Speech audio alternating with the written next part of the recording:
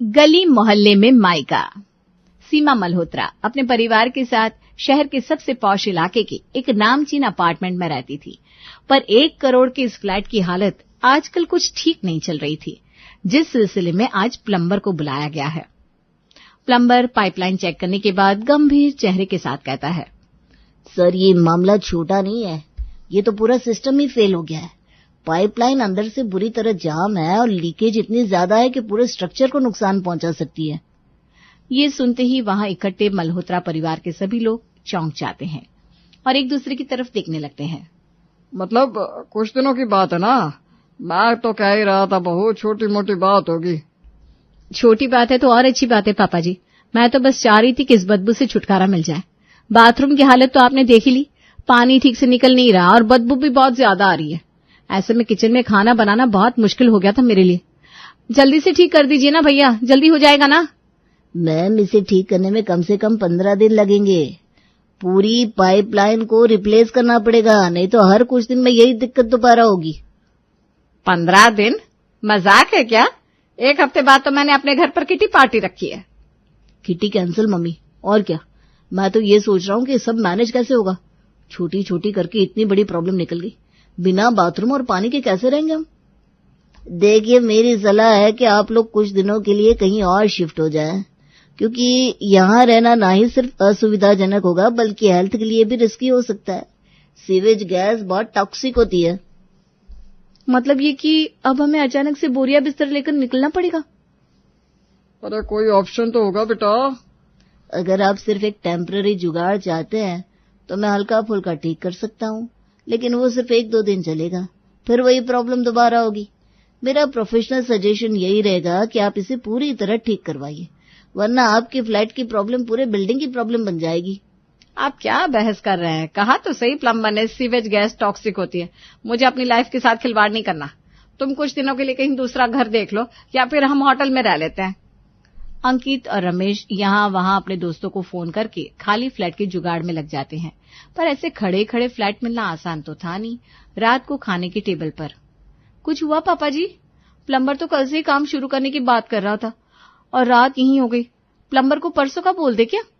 परसों का बोल तो देंगी भाभी और खाना बाहर से खा लेंगी, पर बाथरूम पड़ोसियों का यूज करना मुझे तो ठीक नहीं लगता। हम होटल में जाते हैं ना पापा। सभी आपस में बात कर रहे थे, तभी अंकित के कॉल पर उसकी सासू माँ मनीषा का कॉल आता है और बातों बातों में अंकित उन्हें सारी प्रॉब्लम बता देता है, जिसे सुनती ही मनीषा कहती है, माना आप लोगों की तरह वेल फर्निश्ड घर नहीं है हमारा, पर आपको हम किसी तरह की प्रॉब्लम नहीं होने देंगे दामाद जी, ये मेरा वादा है। कल सुबह ही, अरे सुबह भी क्या, मैं तो कहती हूँ अभी ही आप सब हमारे यहाँ पधार जाइए। होटल का कमरा लेंगे तो नहीं करते भी 2,500-3 हजार एक कमरे का किराया पड़ जाएगा, और एक कमरे में आप सब रहेंगे कैसे? फिर खाना पीना, एक दिन के 10,000 का खर्चा मान कर चलिए तो 15 दिन के हुए 1.5 लाख रुपए। अरे कुछ दिनों की बात है, क्यों इतने पैसे लगाने? तो बताइए नाश्ते में क्या बनाऊं? निशा का मायका पक्ष ज्यादा मजबूत तो नहीं था। वो लोग शहर के मोहल्ले वाले इलाके में रहते थे, जो कि सीमा के लिए टैकी था, पर मरता क्या नहीं करता। अगली सुबह अपना बोरिया बिस्तरा बांधकर सभी गली मोहल्ले के मायके पहुंच जाते हैं। एक हाथ से अपनी साड़ी पकड़े, दूसरे से अपने नाक को दबाए सीमा गलियों से अंदर जाती है।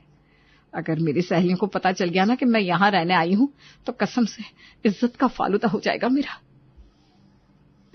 क्यों मम्मी जी, इन गलियों में भी तो इंसान ही रहते हैं ना, और आपकी सहेलियां तो अपने सास ससुर को पूछती भी नहीं है, और यहाँ शायद ही कोई ऐसा घर होगा जहाँ बूढ़े बुजुर्ग ना हो, सब मिलजुल कर रहते हैं। तभी एक स्त्री वाले अपनी दुकान के सामने से निशा और उसके ससुराल वालों को गुजरता देखता है। अरे भाभी जी, आप लाइए, ये सामान मुझे दीजिए, मैं घर तक ले जाता हूँ, आप लोग आराम से आइए।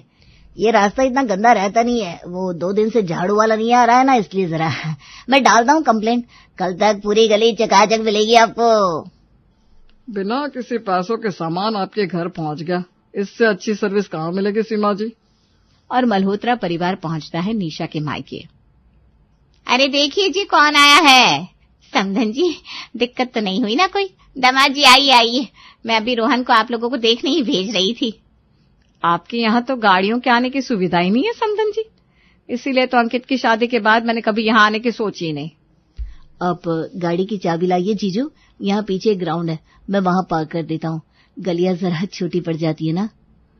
बहुत गर्मी हो रही है यहाँ आंटी जी। अरे मनीषा जी, जरा ठंडाई वंडाई पिलाइए बच्ची को। एक कमरे में नया नया एसी लगवाया बेटा जी हमने, आपके सोने का इंतजाम वहीं कर देंगे। अंकिता आगे जाकर टेबल पर बैठती है कि ट्रे में कोल्ड ड्रिंक का ग्लास लिए पड़ोसन शकुंतला वहां आती है। उठा लो बेटे, शर्माओ मत। पहचाना नहीं होगा आपने मुझे, पर मैंने ना आपको शादी में देखा था। मैं मनीषा की पड़ोसन। वो मैं तबेले दूध लेकर आ रही थी तो बिरजू ने बताया आप लोग आए हैं, तो मैं तुरंत चली आई।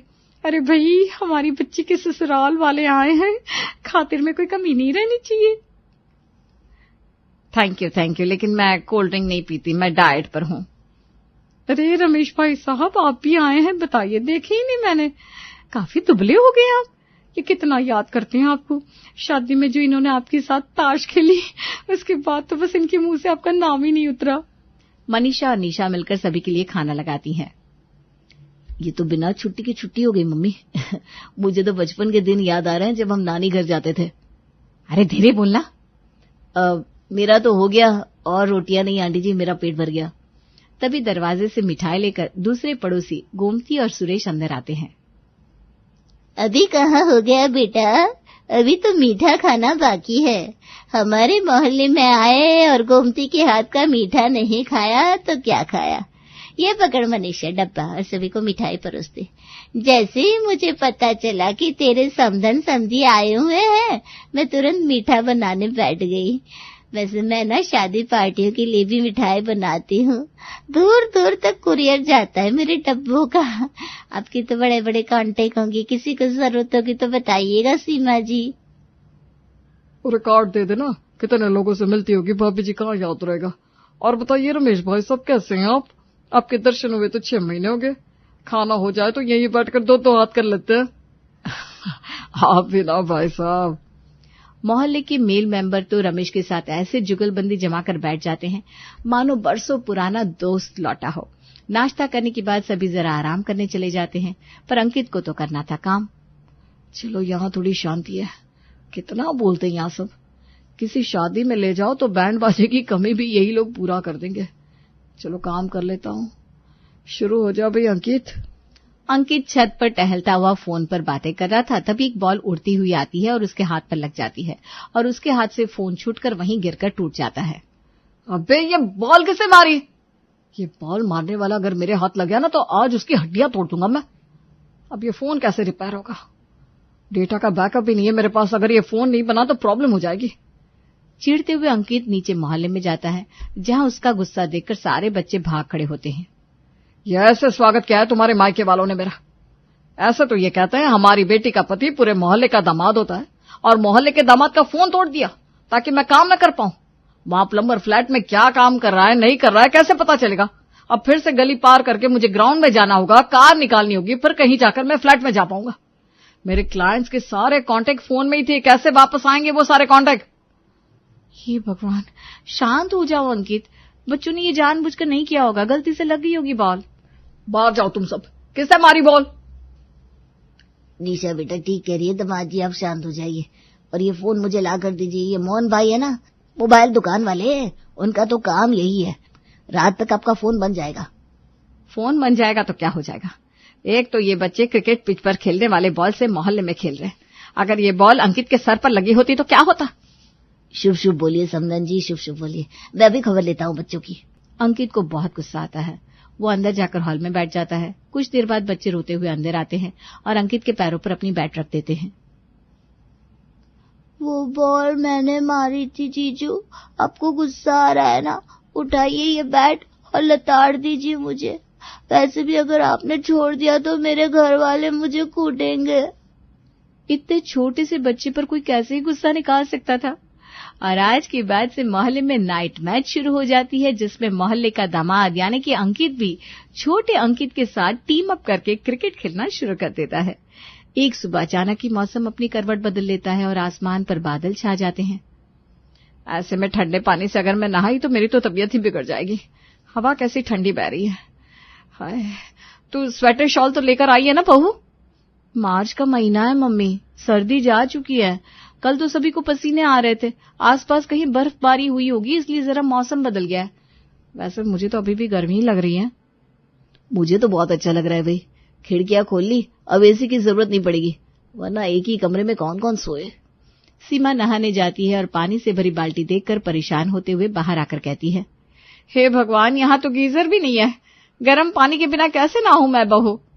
बहन जी, मैंने स्टोव पर पानी गर्म करने चढ़ा दिया है, आप फिक्र क्यों करती हैं? अभी 5 मिनट में पानी गर्म हो जाएगा। और ये बाथरूम कितना छोटा है मम्मी, इंसान खड़ा हो वही बहुत है। अब गीजर लगवाते भी अंकल जी तो कहाँ लगवाते। ऐसी कोई बात नहीं है दीदी, हमारे घर पर किसी को गर्म पानी से नहाने की आदत ही नहीं है। सर्दी, गर्मी और बरसात हर मौसम में हम ठंडे पानी से ही नहाते हैं। आपको भी ट्राई करना चाहिए मम्मी जी, इससे ना शरीर की 10 बीमारी ऐसे ही छूमंदर हो जाती है। आप गर्म पानी ले जाओ मम्मी, आज मम्मी जी को ठंडे पानी से नहाने देते हैं। देखिएगा मम्मी जी आप कैसे तरोताजा महसूस करती हैं। पहले तो सीमा मना करती रहती है, पर वो थी तो अपनी बहू के घर पर, थोड़ा बहुत एडजस्ट तो करना ही पड़ता। ठंडे पानी से नहाकर सीमा बाहर आती है और फैन ऑन करके बैठ जाती है। अरे वाह बहू, सच में तेरे ठंडे पानी ने तो कमाल कर दिया, वरना तेरी सास जो जुलाई में भी बारिश होने पर स्वेटर पहन लेती है, आज मौसम के बदलने के बाद भी फैन ऑन करके बैठी हुई है। चलिए, यहाँ आने का कोई तो फायदा हुआ आपको सीमा जी। कहीं कुछ अच्छा लगे तो बोल देना चाहिए मम्मी। बोल भी दो। हाँ हाँ बाबा, ठंडे पानी से नहाने का फायदा मुझे एक बार में ही समझ में आ रहा है बहू, पर यहाँ आने से मेरी किट्टी तो मिस हो गई ना। ऐसे घर पर बैठे रहने की आदत नहीं है मुझे, ना किट्टी, ना गेम्स, ना सहेलियों से मिलना जुलना। बस इतनी सी बात संदन जी, वो तो अभी हो जाएगा। मोहल्ले की औरतों को ये बताने की देर थी कि निशा की सास अकेला महसूस कर रही है। अपने घर से हाउसी, कार्ड्स, लूडो और पता नहीं क्या क्या लेकर सभी औरतें सीमा के पास पहुंच जाती हैं। आपके घर पर जब किट्टी होती होगी ना भाभी जी, तो नाश्ते का इंतजाम आपको ही करना पड़ता होगा, पर यहाँ तो आपके गेस्ट ही नाश्ता भी लाएं और गेम्स भी। अरे तुम लोगों को हाउसी भी आती है? ऐसी कौन सी चीज है जो हमें नहीं आती? इन गलियों के अंदर जो मजा है ना वो और कहीं नहीं। तू टिकट बाट मनीषा, खेलना शुरू करते हैं, सिंगल नंबर 3। निशा वहीं दूर खड़ी सब कुछ देख रही थी और ये महसूस कर पा रही थी कि धीरे धीरे ही सही उसके ससुराल वाले गली मोहल्ले के मायके में एडजस्ट हो रहे थे। एक शाम निशा और उसकी ननद मार्केट जाने के लिए निकलते हैं। अंकिता गली से गुजरती हुई नोटिस करती है कि उसे हर कोई देख रहा है, जिससे वो असहज महसूस करने लगती है। भाभी, ये सब मुझे ऐसे क्यों देख रहे हैं? दीदी आप बहुत सुंदर लग रही हो, क्या आप हीरोइन हो? बिटिया, वो बच्चों ने तुम्हें पहचाना नहीं ना, तुम घर से कम बाहर आती हो ना, इसलिए तुम्हें देख रही हैं। और बड़े बुजुर्ग तुम्हें इसलिए देख रहे हैं क्योंकि वो पहचानने की कोशिश कर रहे हैं कि तुम किस घर की हो। यहाँ नए लोग आते हैं ना, तो सब उनसे जान परिचय करने को उत्सुक रहते हैं, इसीलिए तो यहाँ Z सिक्योरिटी है। एक नया परिंदा भी यहाँ पर नहीं मार सकता। घबराने की जरूरत नहीं है। ओह, मतलब यहाँ सब एक परिवार की तरह रहते हैं? बिल्कुल दीदी, यही तो हमारे मोहल्ले की खासियत है। एक रुमाल भी गिर जाएगा ना आपके हाथों से तो वो आपके घर तक पहुंचाया जाएगा, ऐसा नहीं कि कोई भी आकर उठाकर ले गया। ऐसे ही दिन बीत रहे थे और फिर आता है मोहल्ले की शादी का कार्ड, जहां जिद करके निशा अपनी ननद को लेकर जाती है। शादी में सब डांस कर रहे थे और अंकिता सहमी सी साइड में खड़ी थी कि लड़की की बहन अंकिता को खींचकर डांस फ्लोर पर ले जाती है। भाभी, मैं ऐसे डांस नहीं कर सकती। अरे दीदी, बस एक बार ट्राई तो करो। अंकिता धीरे धीरे डांस करने लगती है और खुद भी एंजॉय करने लगती है। अरे वाह, ये तो फन है। जो अपनापन अंकिता ने अपने दोस्तों के बीच महसूस नहीं किया था, वो अपनापन उसे इन गली मोहल्लों में महसूस होने लगा था। अंकिता को एहसास होता है कि छोटे घर, सादे लोग और मोहल्ले की चहल पहल भी अपनी एक अलग खुशी देती है। आज पहली बार अंकिता किचन में जाती है। पता है भाभी, यहाँ आने के पहले मुझे लग रहा था कि मुझे यहाँ बहुत परेशानी होगी, लेकिन यहाँ की सादगी और अपनापन सच में कमाल का है। बेटा, असली खुशी बड़े घरों में नहीं, बड़े दिलों में होती है। शायद आप सही कह रही हैं आंटी, अब मैं भी इस मोहल्ले की मेहमान नहीं, परिवार का हिस्सा हूँ।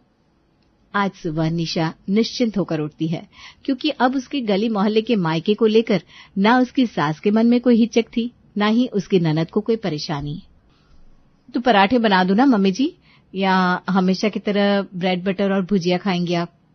ये क्या कह रही है बहू? तो घर का खाना तो मजबूत और टिकाऊ होना चाहिए कि एक बार खाओ और 4 घंटे के लिए भूख ना लगे। ये ब्रेड बटर क्या खाना होता है? बिल्कुल मम्मी जी, मैं अभी पराठे बनाकर लाती हूँ। वैसे समधन जी, मैंने इडली के लिए घोल भिगो कर रख दिया है, तो दोपहर में इडली बना दूंगी और रात में डोसा। रात तक रुकेंगे ही कहाँ हम मम्मी जी, प्लम्बर का कॉल आया था, पाइपिंग का काम पूरा हो गया है तो हमें निकलना होगा। पता ही नहीं चला आज हमें यहाँ पूरे 15 दिन हो गए। मतलब हम जा रहे हैं भैया? हाँ, अब जाना तो पड़ेगा ना। वैसे भी मम्मी जी को कितनी परेशानी हो रही थी हमारे कारण। क्या दामाद जी, अपने लोगों के आने से परेशानी होती है क्या? जानी की सुनकर सीमा के हलक से तो पराठे ही नहीं उतर रहे थे। उसकी आंखें बार बार भीग जा रही थी। वो एक आंख से अपने आंसू पूछती तो दूसरे से पराठे को दही में डुबोती। तभी दरवाजे से उसकी सहेलियां आती है। ऐसा मत बोल सीमा, तू इतनी जल्दी नहीं जा सकती। अभी तक तूने मेरे हाथों का बना केक भी नहीं खाया। वैसे तो मैं ये सब नहीं बनाती, पर जब मुझे पता चला कि तू इंग्लिश खाना पसंद करती है तो मैंने केक बनाना सीखा। सोचा कि तेरा बर्थडे आने वाला है तो केक कटवाऊंगी, पर तू तो जा रही है। तो समधन जी के बर्थडे का केक हम आज ही कटवा देते हैं गोमती। दोपहर को मनीषा के घर पर ही छोटी सी पार्टी होती है, जहां सभी मल्होत्रा फैमिली को छोटा सा फेयरवेल देते हैं। सभी को गले मिलने के बाद स्त्री वाले बिरजू को टाटा करते हुए मल्होत्रास भीगी आंखें लिए सभी को उदास कर वापस अपने घर लौट जाते हैं।